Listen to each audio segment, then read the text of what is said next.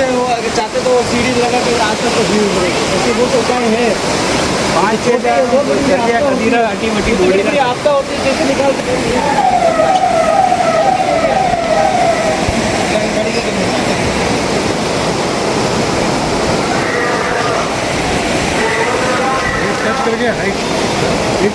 कल रात से जो इस तरह से जो बारिश होने लगी है और उस बारिश की जो आप देख सकते हैं ऊपर की तरफ जो गोगुंदा और इस तरफ जो हालात जो है बारिश के इतने बदतर से बदतर होते जा रहे हैं। वहीं थूर से आने वाली जो आयड नदी है, जो बेदला और इधर से आने वाली जो नदी है, 2006 के बाद जो क्षेत्रवासी है उन्होंने ये पूरा नज़ारा 2006 के बाद आज वापस देखा। और आप हमारे पीछे भी देख सकते हैं कि किस तरह से जो नदी है वो पूरी उफान पर है और उफान पर होने के साथ साथ जो यहाँ गाड़ियाँ हैं कॉलोनी के अंदर वो भी पूरी तरह से डूब चुकी हैं। और यहाँ अंदर जो रहने वाले जो लोग हैं वो भी पूरी तरह से मतलब सहमे से हैं। वो आप सामने देख सकते हैं ये पूरा कि किस तरह से वो लोग ऊपर हैं। इसको ऐसा पूरी जो इलाका है ये पूरा मतलब नदी के उस हाल में डूबा हुआ है और प्रशासन को इनको अभी तक कोई किसी तरह की कोई मदद नहीं मिल पाई है।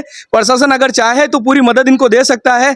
और यहाँ पे जो क्षेत्रीय पार्षद हैं उन्होंने भी अपनी कोशिश की है पूरी तरह से, जो जिनको निकाल पाए वह निकाल चुके हैं। लेकिन उसके बाद भी कुछ अभी भी जो क्षेत्रवासी हैं उन्होंने ये बोला है कि भाई जल्द से जल्द हमारी सहायता की जाए, प्रशासन इनकी पूरी सहयोग करें। हमारे पास जो जनप्रतिनिधि हैं क्षेत्रीय पार्षद जो हैं उनसे हम इंटरव्यू बताएंगे। जी अली भाई, आप बताएं कि 2006 के बाद जो स्थिति जो बनी है आज, उनके बारे में आप क्या कहना चाहें किसके इस नदी के बारे में? ये एक्चुअली 2006 के बाद में आज ही ऐसा हुआ है और इस तरीके का नज़ारा हमने 20 साल में कभी नहीं देखा है जी, क्योंकि इस कॉलोनी में रहते हुए मुझे भी करीबन 25 साल हो गए जी। तो ऐसा नज़ारा हमने 20 साल बाद देखा है 2006 के बाद में। और आज हालत और ज़्यादा बदतर है, 2006 से भी बदतर हालात है आज, क्योंकि यहाँ पे आगे कुछ घर ऐसे हैं जहाँ पे बुजुर्ग फंसे हुए हैं। मैंने एसपी से भी रिक्वेस्ट करी है, मैंने शहर विधायक को भी बोला है, उन्होंने मुझे आश्वासन तो दिया है पर अभी उस बात का 1-1.5 घंटा ऊपर हो चुका है, अभी तक यहाँ मौके पे कोई भी नहीं आया। किसी तरह की कोई निगम की टीम नहीं, कोई निगम तो आप छोड़ ही दो, निगम तो कोई फोन ही नहीं उठा रहा है, कलेक्टर ऑफिस में कोई नहीं आया है। वहाँ मैंने बताया उनको, एसपी साहब को भी मैंने कहा, मैं साहब कुछ बुजुर्ग फंसे हुए उनको निकलवा दो, बाकी तो ठीक है, जवान तो सब भाग के वैसे भी बाहर आ गए और कुछ गाड़ियां भी बह के नदी में चली गई हैं, स्कूटी वगैरह एक्टिवा वगैरह वो बह के नदी में चली गई है। वो गाड़ियां तो कोई बात नहीं वापस खरीद लेंगे, पर जान का नुकसान हो गया तो उसका जिम्मेदार कौन होगा? तो अभी तक प्रशासन का एक भी आदमी आप यहाँ देखिए, ना कोई बैरिकेडिंग की गई, ना लोगों को निकालने का, उनको सुध लेने का कोई भी काम नहीं किया गया है। और ये आप हालत पूरी आप देख ही रहे हैं यहाँ पे क्या हो रही है। हमारे पास कुछ क्षेत्रवासी भी हैं, आप बताएं कि किस तरह से 2006 के बाद जो ये नदी अभी जो उफान पर है और स्थिति जो अभी कॉलोनी की बनी हुई है, क्या कहना है? बहुत गंभीर बनी हुई है कॉलोनी की, सब लोग डूबे हुए हैं। एक स्कूटी बह गई है पानी में जी, एक कार उल्टी पड़ गई है और बाकी गाड़ियां बहुत सारी पानी में डूबी हुई है अभी भी। तो प्रशासन के किस आपका सहयोग प्रशासन का कोई आदमी नहीं आया अभी तक यहाँ पे, किसी तरह का कोई आदमी नहीं आया, सिर्फ एक क्षेत्रीय पार्षद के अलावा? क्षेत्रीय पार्षद साहब अभी आए हैं, बाकी कोई आया नहीं अभी। अच्छा जी, आप क्या कहना चाहेंगे इस बारे में, क्या हालात है अभी?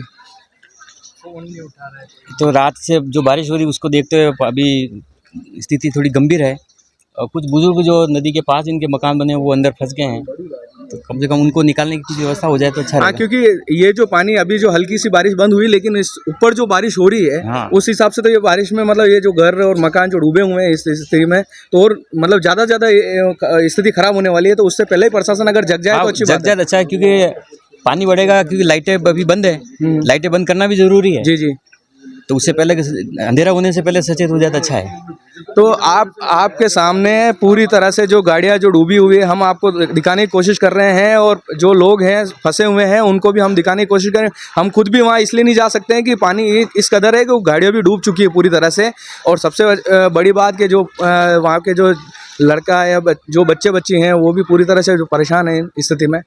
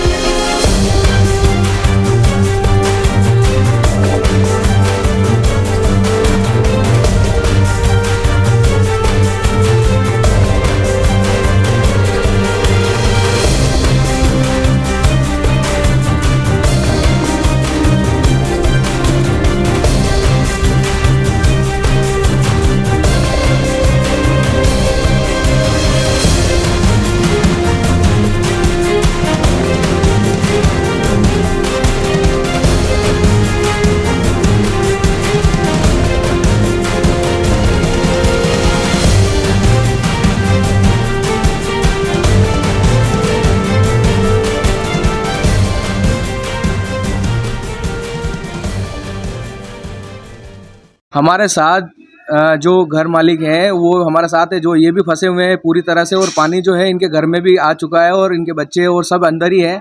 पर प्रशासन की अभी तक किसी तरह की कोई सहयोग नहीं। हम भी यहाँ पे जैसे तैसे करके पहुंचे हैं। लेकिन भैया आप बताएं कि 2006 के बाद जो स्थिति बनी है आपने भी देखी होगी उस टाइम। 2006 में भी हम यहीं रहते थे, पूरे घर में हमारे पानी भर गया था। उसके बाद भी प्रशासन ने कुछ अवेयरनेस नहीं लिया कि भाई बाउंड्री या कुछ भी कच्ची बाउंड्री बनाई हुई है वो भी टूट के और पूरा पानी अंदर आ गया। 2006 में भी हमारी यही हालत थी, पूरा घर हमारा खत्म हो गया था। आज 2025 में भी यही हालत है। इतने सालों बाद भी प्रशासन ने कुछ भी नहीं किया। और ये पूरा मेरा घर, ये नया घर बनाया मैंने।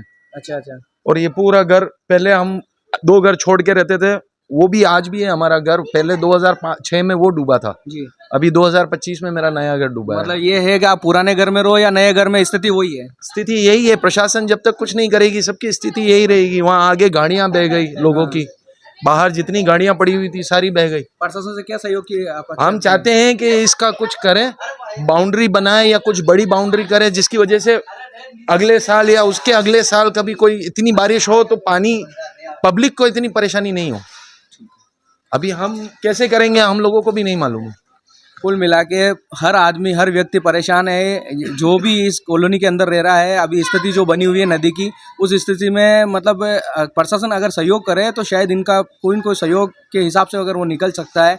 लेकिन आप भी सतर्क रहें। जो नदी के आसपास रहने वाले लोग हैं, हम हमारे चैनल से अपील करते हैं कि आप भी अपना ध्यान रखें और इससे पहले कि वो नदी और उफान पर हो तो आप अपनी कॉलोनी छोड़ के कहीं और अपनी व्यवस्थित स्थान पर चले जाएँ।